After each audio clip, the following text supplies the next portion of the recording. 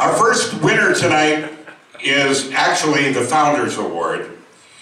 If you were here 2 years ago, you know that the Arthur J. Carlson Founders Award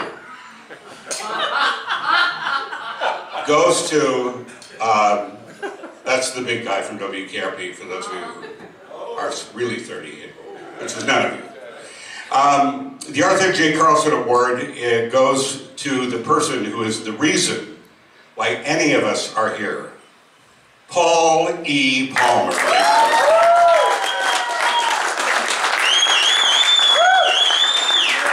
Paul now comes up to receive his lanyard thing. The other deal that's inside the lanyard thing, it's very fancy. And of course, your unsealed, permanent, brand new, never been opened, Rich Brothers Funny. You found them in the garage. I found them in my garage. Thank you so much. The clock is rolling, sir. Oh, well, we got one of those for you. Do you know what I have to tell you? We talked about, none of us are getting old, but I put my handkerchief in my pocket. Do you know what I just realized? This is one of the bottoms of one of those stifters that you dust your floor with, you know? I went to blow my nose and I said, shit, I don't have a handkerchief. I got a damn snifter. Can you believe that? Celebrity dust. It's the first time I've done that. I think you know it. Huh? A Swifter, yeah. But I did not think I was going to be able to speak tonight, and I probably won't. You know, the next time we do this, we're going to have to get an extra room out here where we can handle canes and wheelchairs and walkers. So we can kind of, you know, set us all up out here. And did you notice that the jocks, especially back in the 70s, they all look like, shotgun, pardon me, but they all look like axe murderers or drug addicts or convicts. They were. I mean, if somebody saw the video of these people and said, can you guess what they do for a living? Can you imagine what they would say? You'll never believe it. Anyway, I am humbled to be the first up here and accept this wonderful award and an album. I have 3 of these in my garage, so if you're running short on them, I don't have a place to play it. That's the problem, you know. But this afternoon they said, you're gonna, I said, am I supposed to say anything? And they said, no, but you're gonna be the first up. So, is there anybody here that John Lynch didn't try to hire from me? That was my first question for you. Secondly, I want to thank Gary for that beautiful video, and also to John. And this will give me an opportunity, since I left the station when did I left? I left it 23 years ago.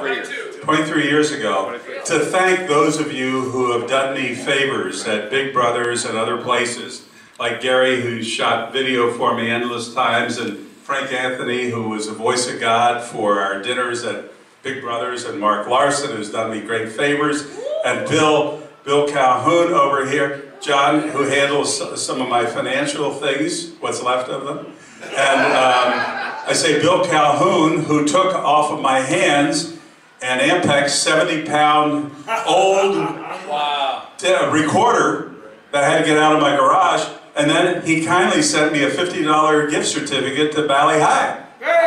So thank you.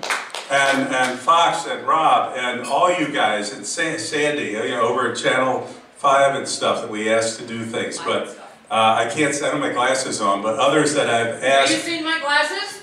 No, I have not seen your glasses.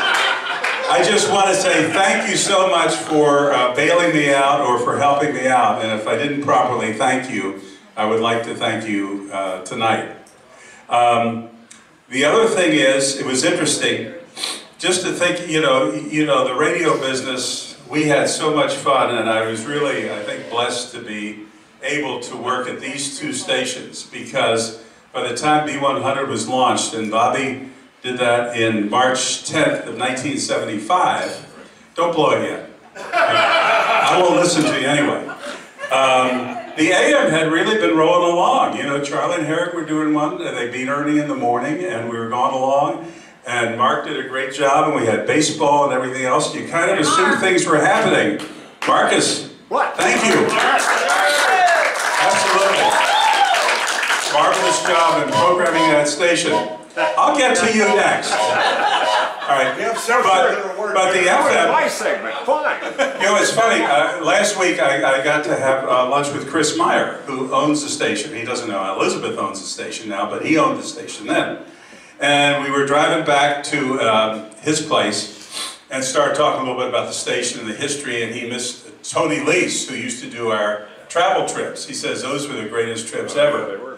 And then we started to talk about, you know, the business side of it and about the profitability of the station. And of course, he didn't think of it as being, you know, you made this much on AM, you made this much on FM. It always reported as one number. But I know the best month or best year that we ever had, how much we made.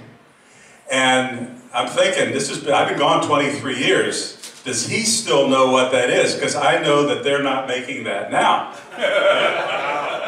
And we both came up at the same time with the number. It was 5.5 million profit.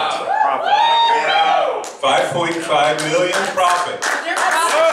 Thanks to everybody in this room, huh? Profit sharing. Profit sharing. Are you shitting me? Profit sharing. No, but I don't think that's happened since then. This is sometime in the late '80s, and usually when the B Morning Zoo was there, and Jeff and Jer were not there. It was somewhere in there before the Padres, you know, got rid of all their players, and so we've had some good times. And before he blows the whistle, have you looked at my notes? I've cut 8 of the winners off. Oh no, don't do that. Don't do that. Okay, I had the line here. Who else wasn't hired by John Lynch? We got rid of that one. All right, I'll cut these down here. I'm cutting down the number of winners. Oh, you know what? Very quick. No, don't cut down the number of winners. Don't do that. I want everybody to get their day in the sun. And what are you going to do? We're in a casino in Palo. It's not like we're going to go to the movies. So, does anybody have to rush to get home? No! Okay, well, stay with me a minute.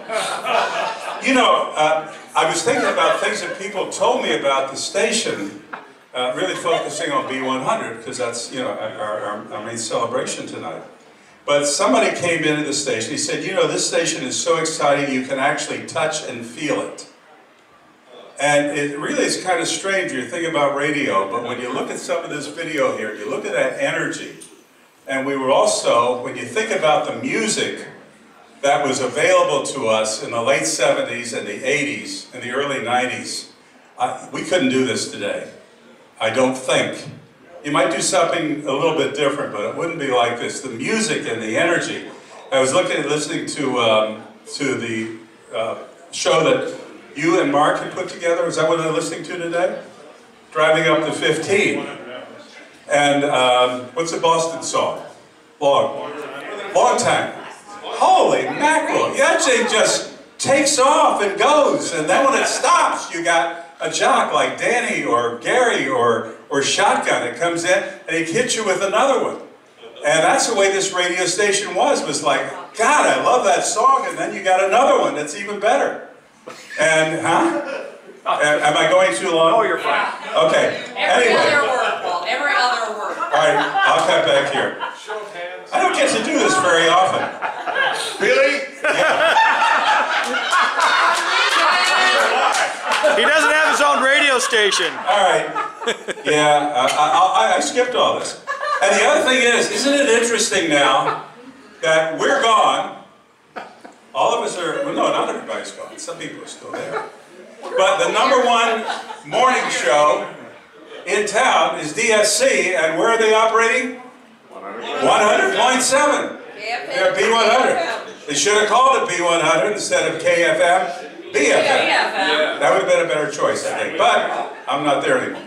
So anyway, and we all know why it's called KFM, BFM, don't we? Does everybody really understand why that happened?